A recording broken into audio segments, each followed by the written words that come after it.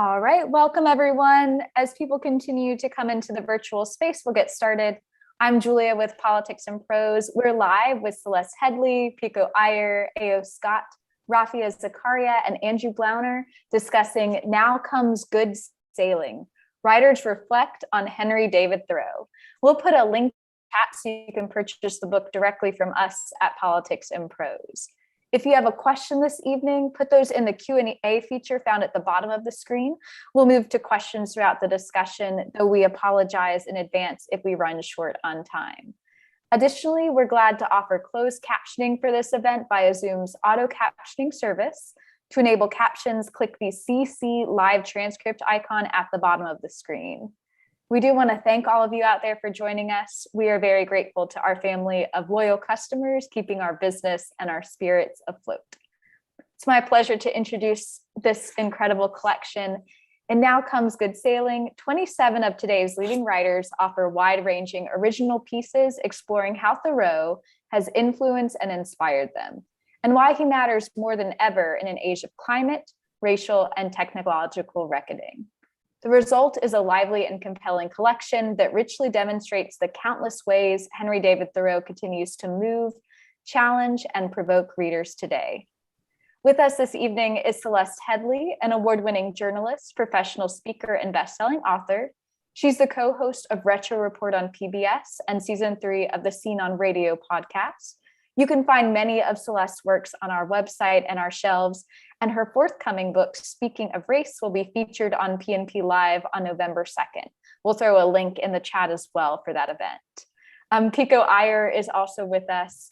They have sold 15 books, translated into 23 languages, many of which you can also find in our store.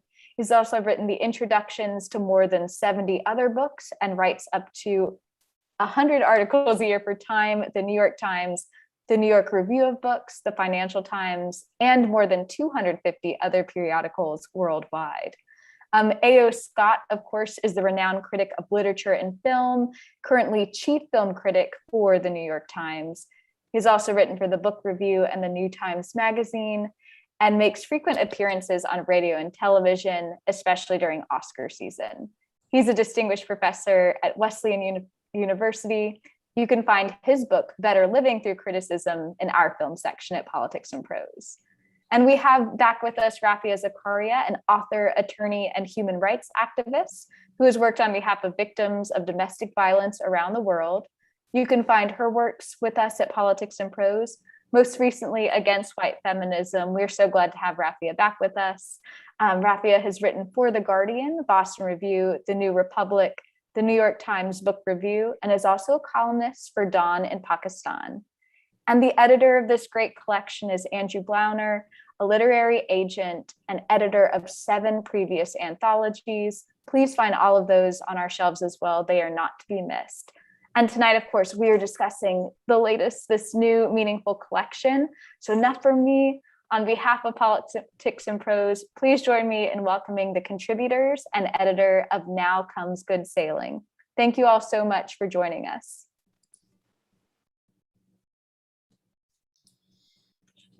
Thank you, Julia. I'm Andrew Blauner. I'm the editor of this book, and thank you to everybody at Politics and Prose, to everyone at Princeton University Press, the publisher of this book, specifically Anne Savarese, who's the in-house editor there, and Jody Price, who's the invaluable publicist. I want to thank all of the contributors, particularly the 4 that we have with us tonight. It's dazzling to me. It's an embarrassment of riches, really, and quite surreal to be looking at your faces and to have been given the opportunity to put this book together. My cup runneth over, and thank you to everyone out there who has given up part of your Thursday to join us. My intention here is to, quote unquote, moderate this about as much as I edited this book, which is to say, hardly at all. When you have this wealth of talent, a depth and wealth of talent, there's really not, editor is really a misnomer. So they no more need moderation than they need editing. So I will just quickly cover a couple of things, and then I'd like to turn the floor over to the 4 of you. The couple of things, starting with the title of the book. Those of you who are Thoreauvians of any kind out there may be familiar with "Now Comes Good Sailing" as being the last sentence that Thoreau spoke before he died. The qualifier is the last full sentence because he did reportedly speak two other words. I believe, Pico, you could correct me on this, I believe it was moose and Indian. But "Now Comes Good Sailing" was the last full sentence, it seems universally accepted, that Thoreau spoke before he died. The other thing I just did want to mention is kind of the origin story of this book, which is, I looked at the calendar and it's almost 18 months to the day, April 14th, from 2020, which you know where we were in your lives, and we were about a month into what we would come to know as COVID. And my day job is as a literary agent, and I was struggling, as I think many people, if not most people, were, with sort of, you know, finding meaning in just about everything, and sort of life and death was happening all around us in a way that we'd never experienced. So I had harbored hopes of putting this project together for a long time. I think the logical inference is that the genesis came about was catalyzed by COVID. It's not the case at all. I had just been dwelling in my excruciating procrastination, trying to sort of push this project, as with all of mine, you know, to the next stage. And 18 months ago, I just sort of dashed off a very slipshod, admittedly, proposal, which thankfully Princeton University Press was forgiving enough to sort of see the value or the virtue in a book about Thoreau of this kind, to tell an old story in new ways and do it through a kaleidoscope of voices and visions, a tapestry, really. I think the word anthology comes from the Greek or the Latin, I'm not sure, I think meaning bouquet. So this, in a sense, is a token of my appreciation and admiration for Henry David Thoreau. And I'm just gobsmacked by the talent in this book and on this screen. So with that, we can leave time at the end, certainly for questions, and we can do some follow-up. I certainly do want you to engage with each other to whatever extent possible. But for starters, I'd love to sort of go one at a time and have you take the floor and do with it what you see fit, as far as contextualizing where you are now, where you were when you first start, what it was like to write about Thoreau during a pandemic, read part of your selection, whatever you'd like. So if it's okay, I'd like to start with you, Rafia Zakaria. Thank you so much, Andrew, for inviting me to be a part of this project. I was just beginning to write about nature and solitude when you approached me. The backstory of my essay is that I was asked by The Guardian to write about the 200th anniversary of Thoreau's birth. And that's how I ended up in Concord, at the farmhouse where he was born. And what I was curious about and struck by were where the women were in the Thoreauvian story. And so particularly because Cynthia Thoreau's mother was actually quite a colorful character who, lived out, taught the love of nature to her son, but also did things like, she mentions, for instance, that she sat out on the front steps of this house, and at the time it was just surrounded by marshes and peat bogs, and she would just sit there and the silence would suffocate her, and she would want just like to hear a single human voice.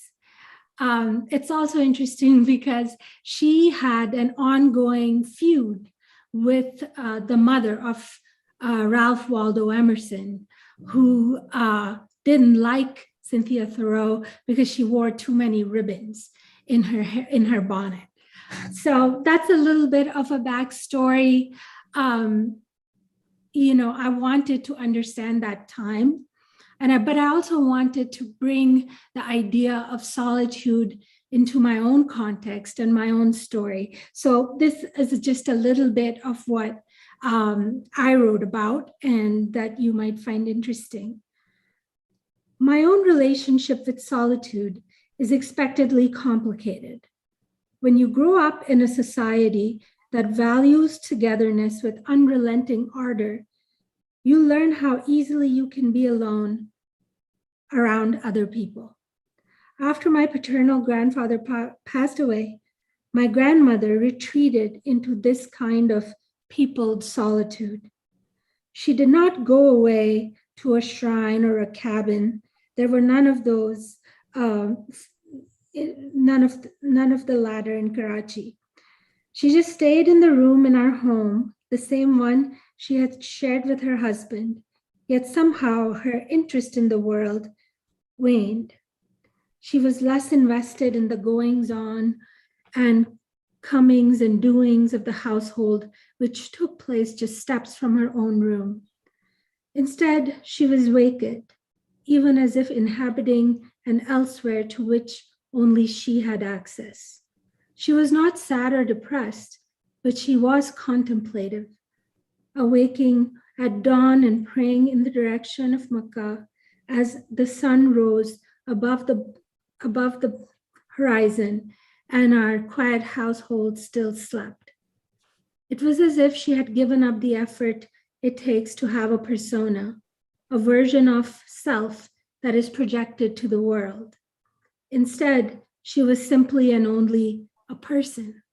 Perhaps this was what Thoreau searched for as well, to live as a person.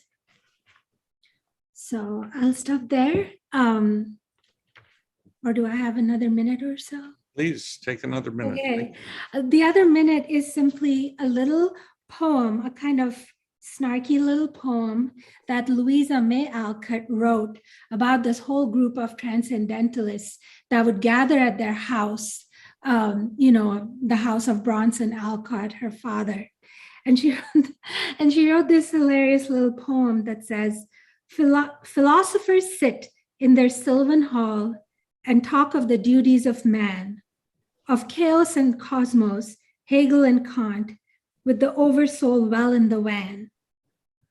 All on their hobbies they amble away, and terrible dust they make. Disciples devout both gaze and adore, as daily they listen and bake. And that refers to the fact that the kitchen was right down. They could see inside the room where these men would meet. And it points to the fact that they did not admit women in those meetings. And the fact that women, Louisa May Alcott herself, were baking and cooking in that kitchen for those men, even as they heard those discussions.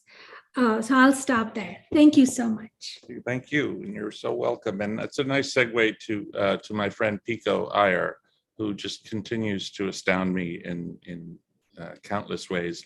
Who, in your piece, speaking of cooking, I found it hard to believe that I think you mentioned that you can't even fry an egg. Is that not just not build a cabin, which we can relate to, but I think you made some reference to you couldn't cook an egg, which I find sort of hard to believe. But with that, I turn it over to you, Pico, for.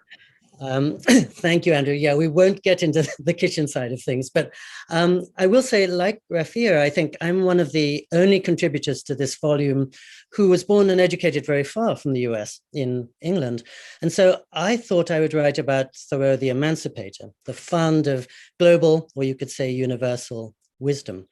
And when I first emerged from my medieval cloisters in the New World, weighed down by the burden of the past and accepted tradition and class, I was thrilled by his Declaration of Independence on July the 4th. And I think, as with his friend Emerson, I really felt that they were singing a new tomorrow and drawing our attention to the future and the present rather than to the past, and reminding us that we could make ourselves up in the light of our own best hopes rather than just conventional wisdom. And yet, of course, they did that by drawing on the past. And so I love the fact that Thoreau read in 6 languages, and as he put it, brought the Hindus, the Chinese, and the Persians, as well as, of course, indigenous wisdom, right into our midst and made them seem as close to us as the friend next door. And when I try to make sense of East Asia, because I'm sitting in my little apartment in Japan, Thoreau makes it feel as close as the back of my hand.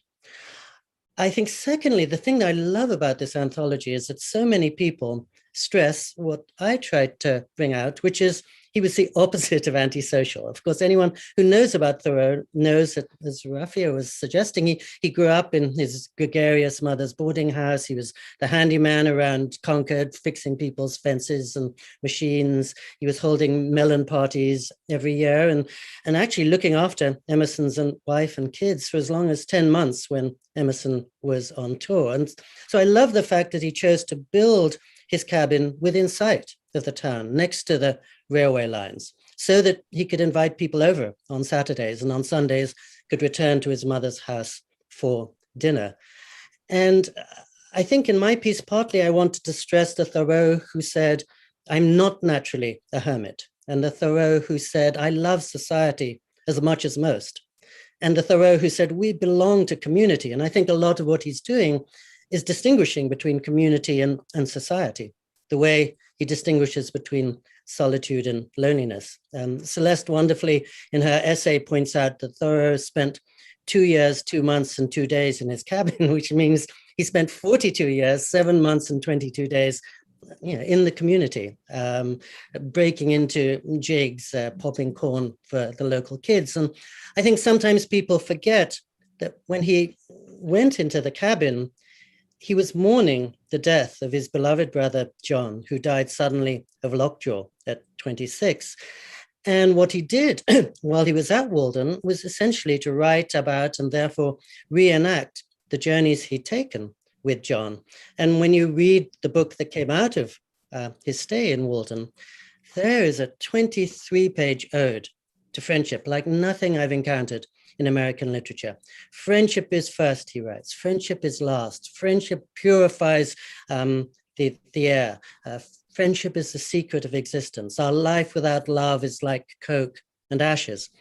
And I think when you read what he wrote in Walden, you realize that Thoreau went into solitude really so he could be a better friend. And he stepped away from the town so he'd have something much more rigorous and useful to bring back to them. And maybe I'll just end by saying that, well, he was telling us not that we needed to live alone, but that we could live by our own lights and our own values, free from the accepted wisdom of society. And the last thing I'll say is that I think he did for me what every dreamer, or what every writer and dreamer longs to, which is to change my life. When I was in my mid-20s, I was living almost the life I might have dreamed of as a little boy. I had this apartment on Park Avenue and 20th Street in New York City. I had this 25th floor office, really kind and interesting colleagues, fascinating job. I could take my holidays in Burma or Morocco or El Salvador, but I kept being haunted by the sense I'd learned principally from Thoreau that he didn't want to die feeling he'd never lived. And I was struck by the fact not just that he went into Walden, but that he came out of it. And I thought that precisely because I was having such a good time, I could easily wake up and realize I was 70 years old and I'd never explored any other options. So I left my exciting seeming life for a single empty room on the back streets of Kyoto, Japan, no toilet, no telephone, no visible bed. And although I moved out of there, I'm now in my rented 2-room apartment where I've been living for 29 years. We don't have a car, we don't have a bicycle, I've never used a cell phone, I don't have a TV I can understand. And it was really Thoreau who taught me that luxury is defined not by what you have, but by what you can live without. And that if I could free, or if any of us could free ourselves from distractions a little, our friends would be Shakespeare and Handel and the turning leaves. And that every morning when you wake up in a cabin, such as the one he built in Walden, what you see in front of you in the day to come is not this thicket of skyscrapers, but a vast open plain, Or to put it differently, when our world is on fire, do we really want to be talking about the Kardashians? And I think more than any writer I know, except perhaps for Emerson, Thoreau reminded me that maybe each of us could craft a life closer to the one that the best part of ourselves craves. And that's too much time I've used, but no, I think most of us, we could listen to you all night, or since it's 9 a.m. your time, or all day. But we can pause for now. That resonates all so clearly and so strongly, and does dovetail nicely, I think, to Celeste Headlee, your piece, which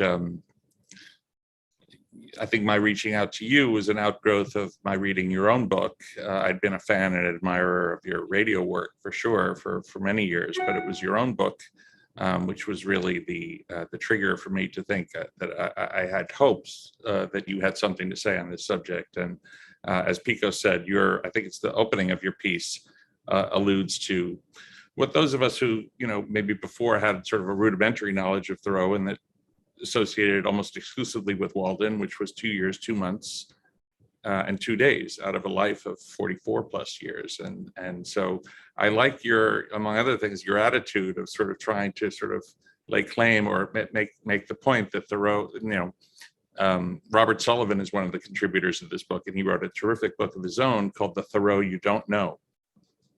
And I guess on some level, my impetus for trying to put this book together was to try to tell the Thoreauvian story that people don't know. And so maybe you could speak a little bit about the context for your piece, or where you were coming from on that, or take it whatever direction you'd like, please. Yeah, I love how we're all building on each other's what the other person has said before them, which is awesome. When you first asked me to contribute, one of my friends, one of my neighbors said, "Oh, you can write about Thoreau then, because we're all right now isolating and in silence and quarantining." And I immediately thought, are you crazy? When he was at Walden, he ate dinner at the Ambersons all the time. He was going to his house all the time. And not only that, but he wasn't like idling by Walden Pond, dreaming the day away in a poet's shirt. Thoreau was busy. He worked freaking hard. So this idea that we have of Thoreau as sort of this dreamy philosopher sitting there with his sketchbook is, ridiculous. That sketchbook he used while he was wandering for miles and miles and miles in the woods, and is used even today as a measure of the ecology there. And it's used by people not only who are studying trees, but also climate change as well. I mean, this was a busy guy, but you're right. I wanted to focus on the fact that I feel like Walden has even more impact when you realize that he continued growing and changing and evolving after he left Walden. I mean, he himself said, he left because I had several more lives to live. I'm probably paraphrasing. I had several more lives to live and could not spare any more time for that one. I apologize if I've misquoted that. But he was a businessman. He was a very successful businessman. He revolutionized pencil making in the United States. He was an incredibly good surveyor. And when you read his journals and his work journals as well, you realize that he took great pride in his work as a surveyor, and he was so dedicated to it that Emerson expressed dismay that he was working himself into the ground, that all he wanted to do was work, right? That's not what we associate with Thoreau at all, but it's something that we should associate with him, because he really put in tough manual labor building that cabin by hand and digging up that bean pot. And I mean, the guy worked hard. And for me, that gives a different light on Walden, because what it means to me is that this is a guy who was thinking really hard about the relation between leisure and work. And he didn't decide that work isn't worth it. He just decided that we work in order to make the leisure possible. That's what he decided. And it really bothered him before he went to Walden that he was, basically unemployed, and people in the town were calling him a layabout and a laggard. And it really bothered him. Like, he wrote about it in not just his journal, but letters to other people about how unfair that was. And, he did a few sketchy things. I mean, he burnt down the forest. like 300 acres of forest and nearly set the town ablaze. And when you read his description, his defense of himself, he said, wait, I pulled this out, that he said he didn't feel bad at it at all because it could just as well have been the lightning. So it's all good. All good if I burnt down 300 acres. So this is a guy who was human. And he didn't always do the right thing. And he didn't always treat the environment and the woods as though they were precious jewels and hothouse orchids. He was living and negotiating life with dirt and bugs and hard labor. And that to me makes Walden all much more meaningful, but it also gave a different kind of meaning to quarantine and isolation and what's possible when you are stuck in one place, that it doesn't have to be a time of inactivity, that you can find that activity and that meaning and that purpose right there where you are. Maybe not a 10 by 15 cabin, but wherever that place is, maybe the tiny apartment in Japan there where Pico is, that can be a place of great activity and life and socialization. He had people over all the time, and who would have thought in a 10 by 15 cabin that you would, be entertaining, but he did. He had people come over often and had lots of visitors. So that was sort of what came to me, was how different our image of Thoreau is, and how human he was, and that the solutions that he found in negotiating that balance between work and life, and frankly, some of the things he had to say about capitalism and commerce later in his life are still very resonant today. All of it is still so very relevant. That's what came to me.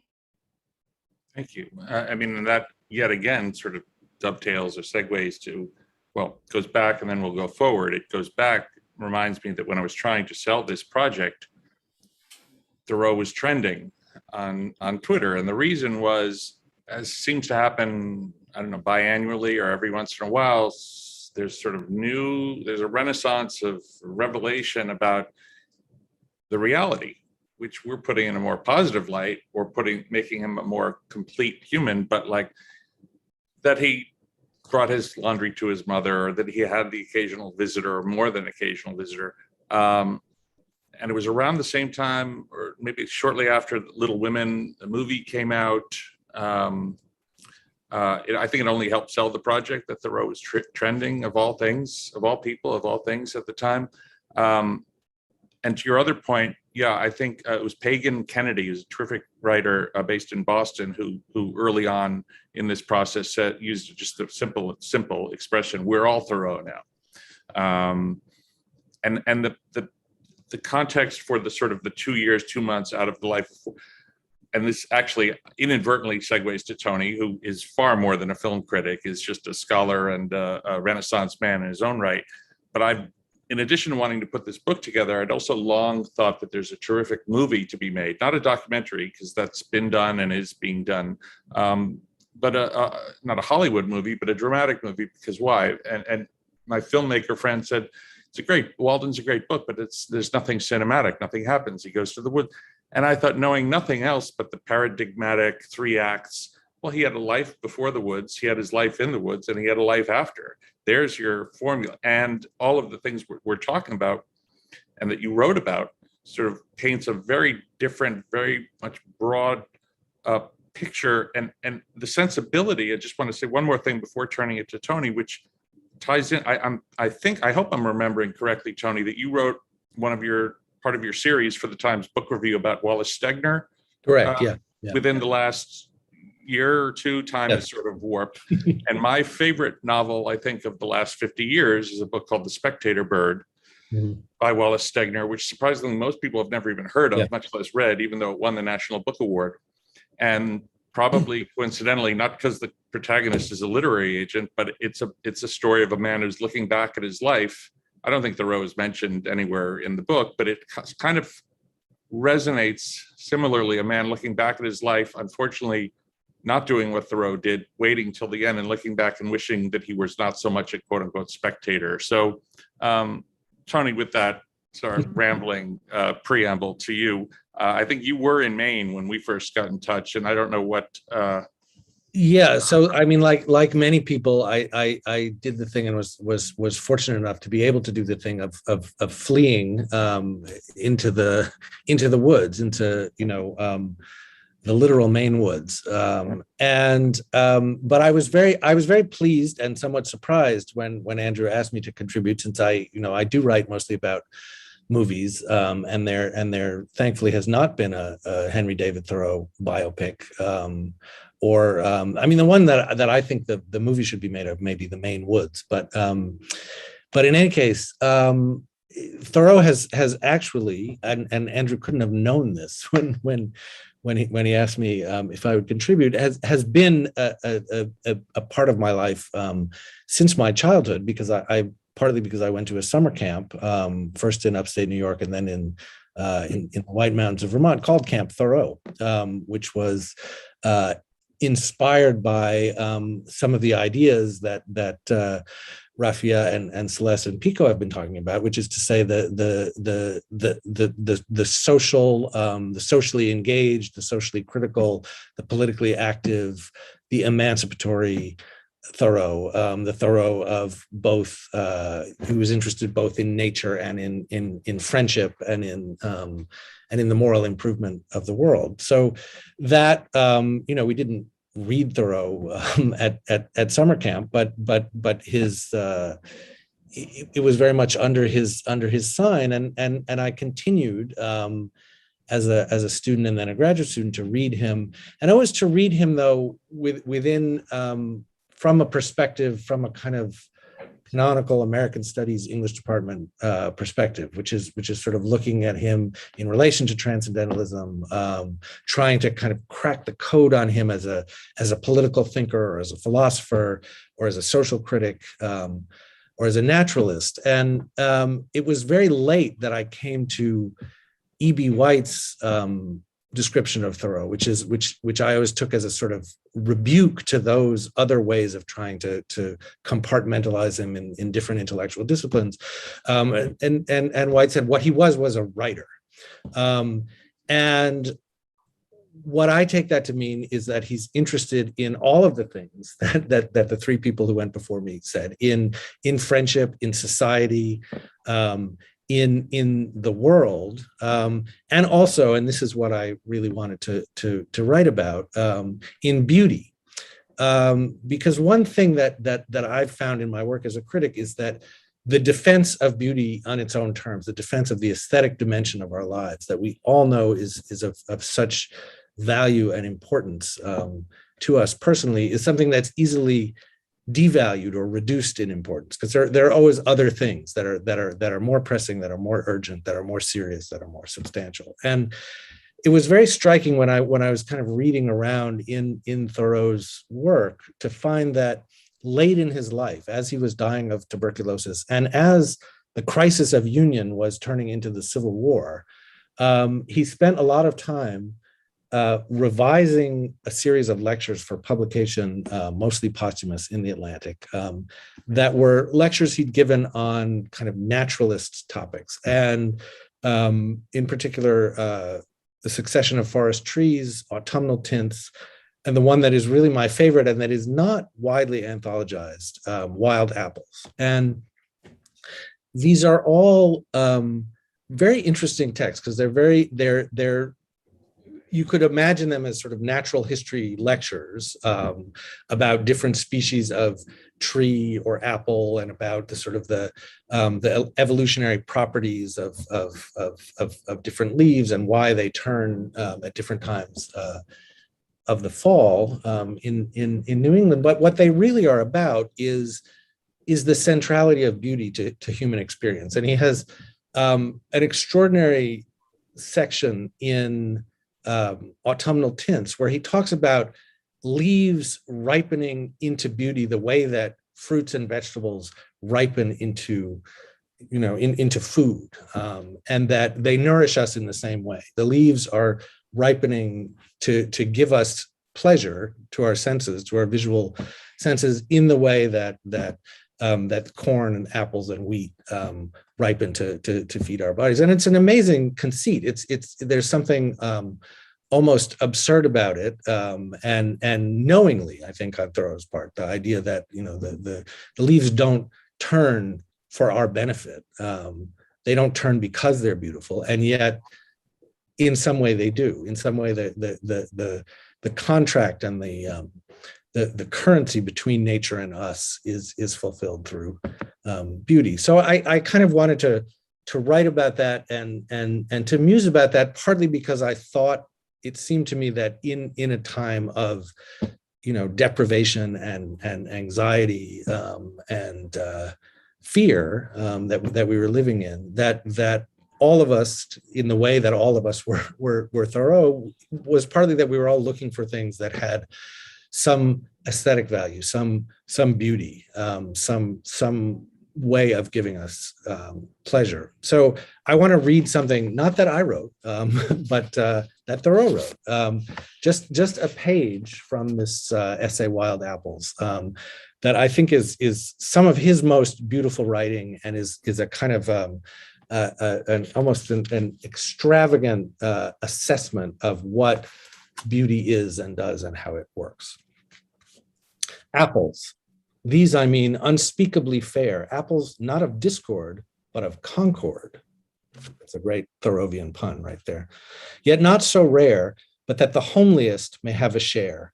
Painted by the frosts, some a uniform, clear, bright yellow or red or crimson, as if their spheres had regularly revolved and enjoyed the influence of the sun on all sides alike, some with the faintest pink blush imaginable, some brindled with deep red streaks like a cow, or with hundreds of fine blood-red rays running regularly from the stem dimple to the blossom end, like meridional lines on a straw-colored ground, some touched with greenish rust like a fine lichen, here and there with crimson blotches or eyes more or less confluent and fiery when wet, and others gnarly and freckled or peppered all over on the stem side with fine crimson spots on a white ground, as if accidentally sprinkled from the brush of him who paints the autumn leaves.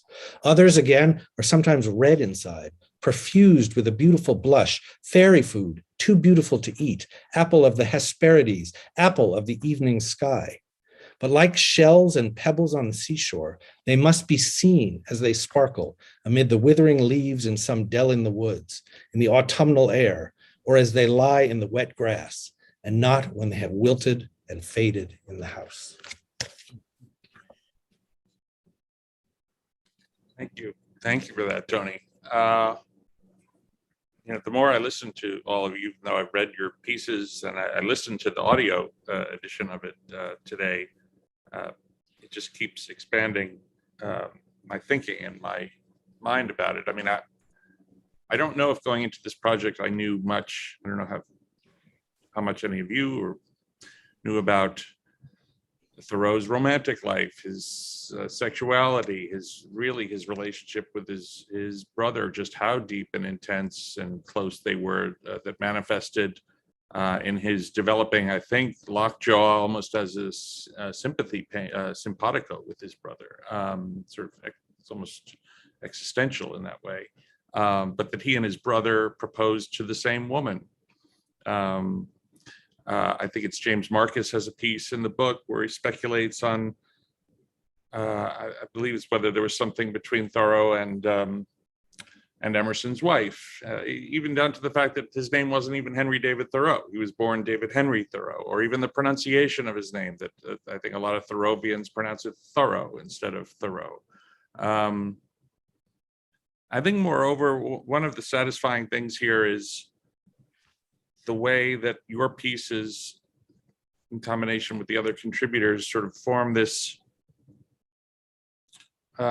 treatise, almost in a way that Thoreau speaks to the generations and to all people. I think the fallacy which I encountered, with some frustration, I was sort of miffed and mystified when I was trying to sell the project, how many publishers, had a strong feeling perhaps about Thoreau or perhaps about Walden, but said, in this culture, white man, Thoreau is really for older white men from New England. And I thought, I don't buy it.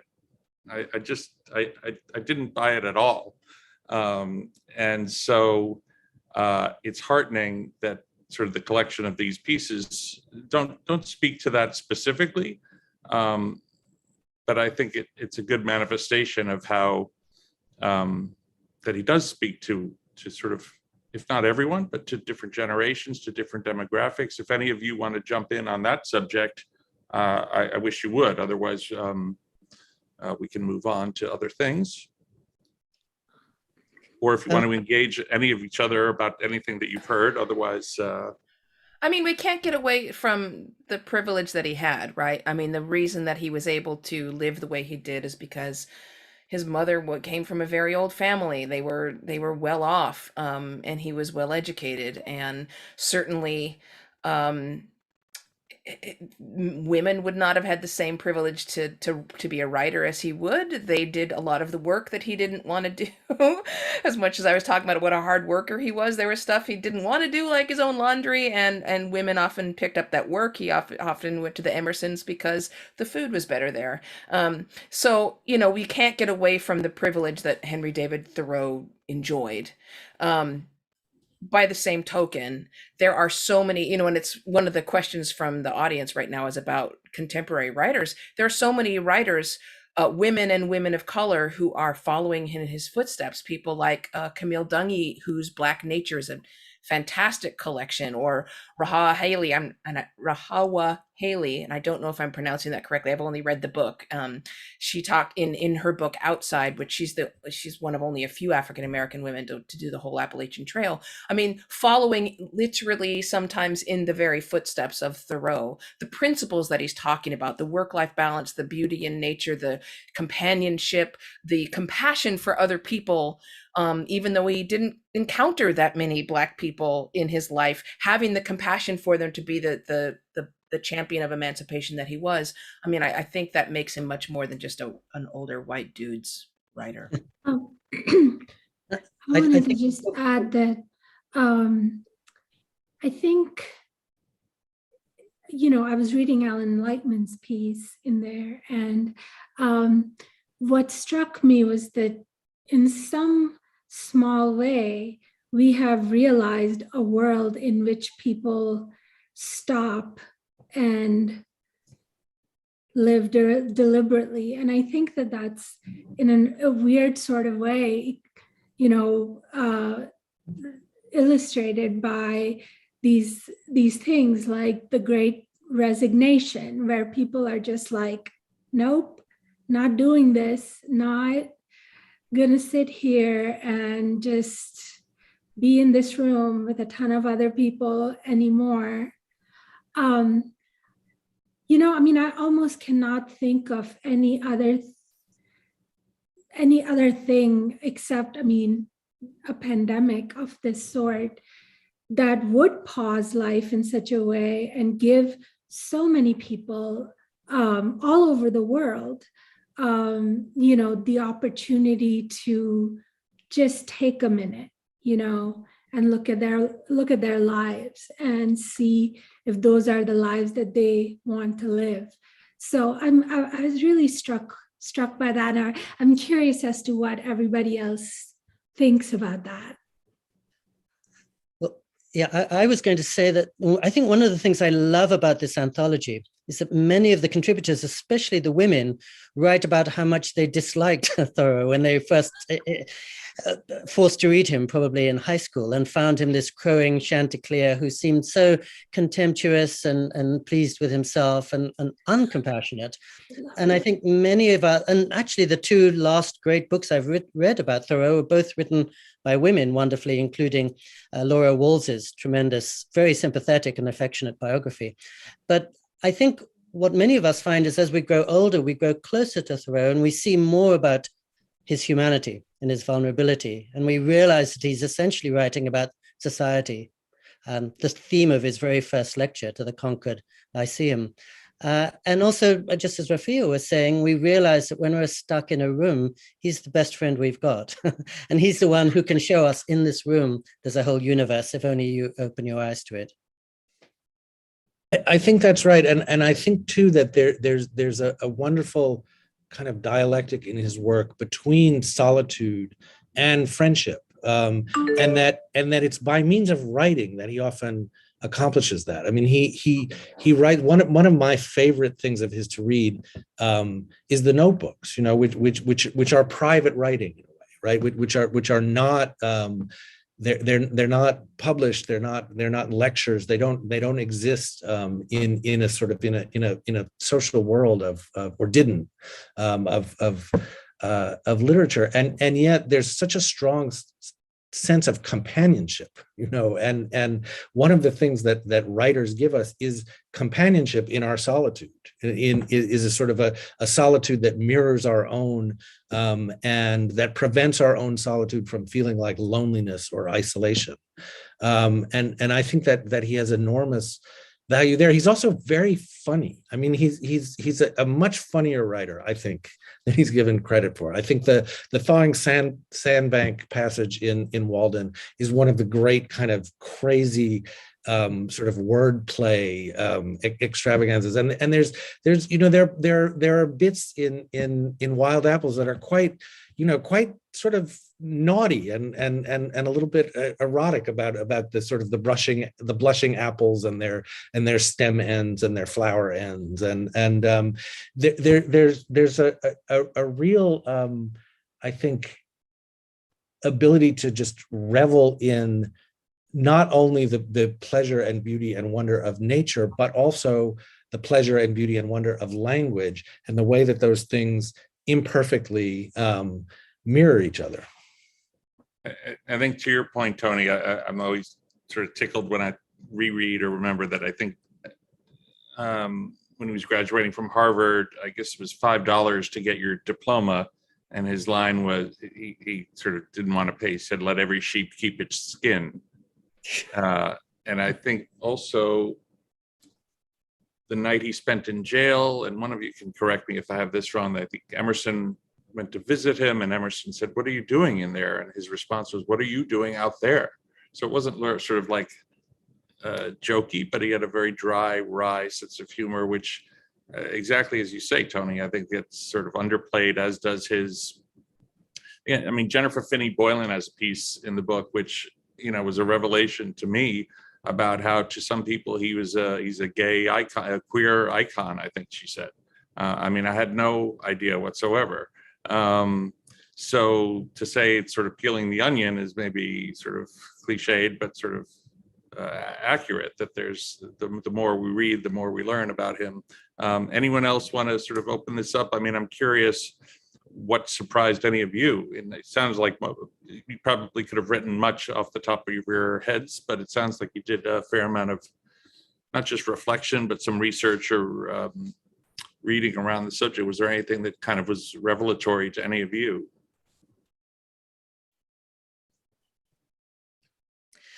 Well, I like the way we started with apples, and the book starts with apples, Lauren Groff, and then comes to Tony's piece on apples. And I'd never thought before, but Thoreau in some ways seemed to be charting an alternative scripture. And I love the fact that he cherished the very fruit that was the downfall in Eden, the very thing that made us fall from grace in the conventional sense of many people was for him the place of grace and fruitiness and taste, as Tony was saying.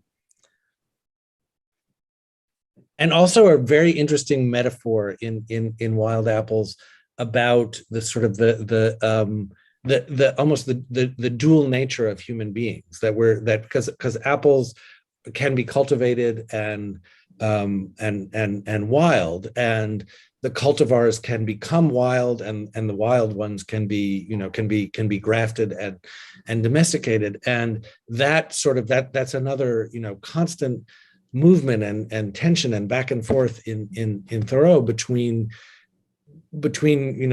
human society, which as we all have said, he valued enormously and understood very critically and sympathetically, and this idea of wildness, of this world, that's kind of right on the edge of your dooryard, that is a world that you can never tame or control or fully understand, but that is in you in some way. That is part of who we all are.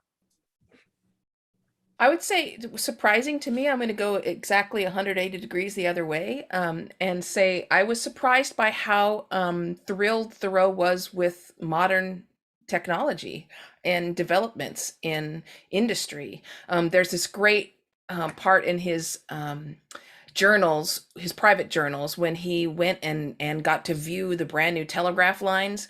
And he said, it was the sound of a far off glorious life, a supernal life, which came down to us and vibrated the lattice work of this life of ours.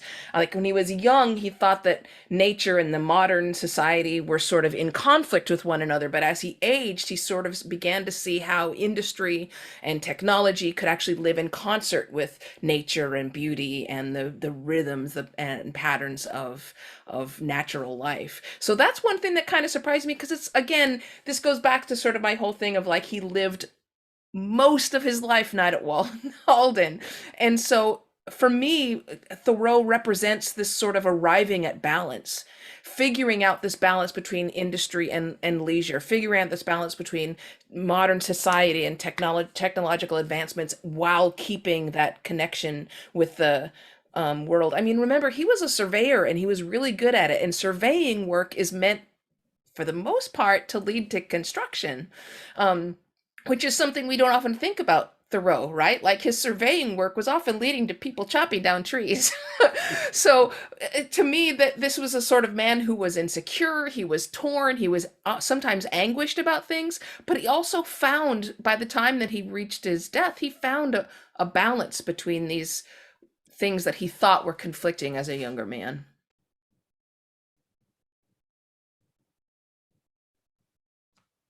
See if we have any questions. I don't want to ignore any questions we have from the audience.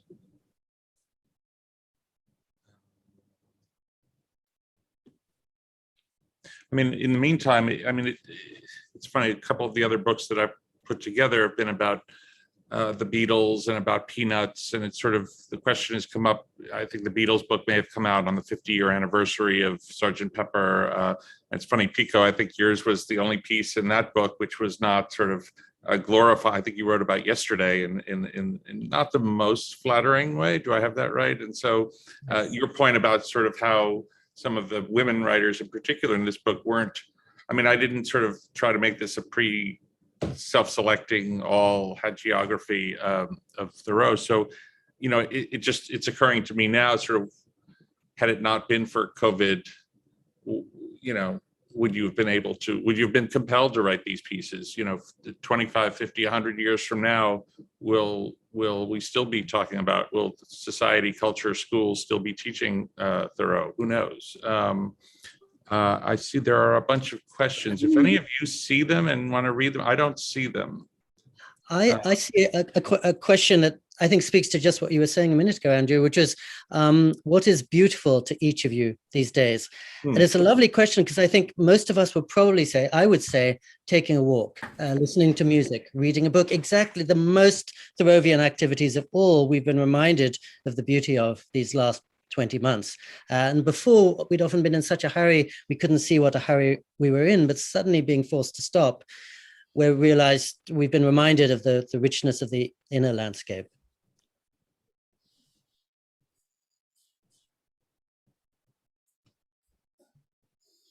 What else do we have? There's another question. The first one is, do you find you're similarly social and outgoing as your public selves, but value solitude to write and recuperate? That's a great question. Okay, answer it. Okay. I think, I mean, that's something I think about a lot. And I'm not, you know, I had to teach myself to be alone for long periods of time to become a writer. So I see that definitely. But, you know, there's a difference between taking time to write and taking time to just be idle. And I think that that is something that we have to sort of, we have to keep, I mean, we have to protect it, you know? And yeah, I mean, like everyone else, I find, like, in theory, I would like to spend much more time in nature, but in reality, I find, my relationship in particular with America and this very American nature that I'm surrounded with, it's difficult. It's difficult for me. And because as an immigrant, I often feel unrooted, and there's a different kind of bird that I'm waiting to hear. There's different kind of fruit that I want to get out. We're talking about apples. I always think of mangoes. And so, I in that sense, I feel that, he's helped me mediate that and mediate that tension between my private and public personas. You see the questions yet, Andrew? Okay. Sorry, Celeste, if you're seeing all the questions, you have, I'll give you the. Okay, so have any of you continued to go without something that you gave up over the course of the pandemic? Have any of you continued to go without something you gave up over the course of the pandemic? Yeah, I'll tell you what I'm going without: putting on makeup. I was going to say razor Screw blades. that. Yeah, there's some things like that. Getting very carefully read uncomfortably dressed in the morning, putting on makeup and doing my hair. I started to think, why was I spending my time doing this every day? Like, what was the point of this? So yeah, I've given that up, and I will continue to give it up. Well, it does lead to the follow-up to that is when things get back to so-called normal, will we go back? I'm in the middle of Manhattan, and the conversations are when things do get back to normal, how many people are actually going to be going back to the office every day? How many of these things that you've given up either happily or unhappily will come back? I don't know, but it's provocative. I don't think a lot of them are going to come back at all. I think that we've just moved on as a society, and this is going to be the new world, and it's never going back to. I think that a couple of generations from now, they're literally going to laugh at the idea that the office was a place that you went to and you got dressed up every day and had to go sit in a room, and that was, you had to work over there and not anywhere else. I really think that with, absolute, I feel very certain about that. There's one more question that I think is a really wonderful question, maybe to end on if we're running out of time. Especially for the fellow panelists, have any of you accomplished a task that felt akin to building your own cabin, even figuratively? I wrote a book. Right. Same here. I actually I fixed the pump on my well in Maine, and that was the most Thoreauvian kind of satisfaction I've ever felt. It was leaking, and there's no plumber, for miles around. So I had to figure out how to fix it. Wow. And I've stayed in one place. I've been going back and forth between Japan and California throughout the pandemic. But prior to the pandemic, the previous 7 months, I'd been traveling the world a lot. It's such a grace not to be on a plane, not to be damaging the environment every day, not to be making a mess of my system and being in a permanent state of jet lag. And so if I don't go back to the old normal, I'll feel liberated, really, from all these destructive habits that many of us fall into. That seems a good note on which to end, and I can't thank all of you enough for your contributions to the book, for your presence and your presence that you've continued to give, and to Politics and Prose for hosting this, again to Princeton University Press for publishing this book, and to everyone out there who gave us your time and attention here tonight. So thank you, and good sailing to everybody. Thank you, Andrew. We at Politics and Prose reiterate that happy sailing to everyone out there, or good sailing rather. Might I just add, it's so beautiful. We mentioned we're all in different places. To see everyone smile and laugh at the same comment, even on a screen, is so lovely. Our audience out there, make sure you follow the link in the chat or visit us online at politics-prose.com to get your copy of Now Comes Good Sailing, Writers Reflect on Henry David Thoreau. While you're there, feel free to check out our event calendar for everything else coming up. Again, we'll be seeing Celeste Headlee very soon. And from our shelves to yours, we hope everyone out there is staying safe, staying strong, and of course, staying well read. And we'll see you next time. Thank you all so much. Again, Celeste Headlee, Pico Iyer, A.O. Scott, Rafia Zakaria, Andrew Blauner. Good night to everyone.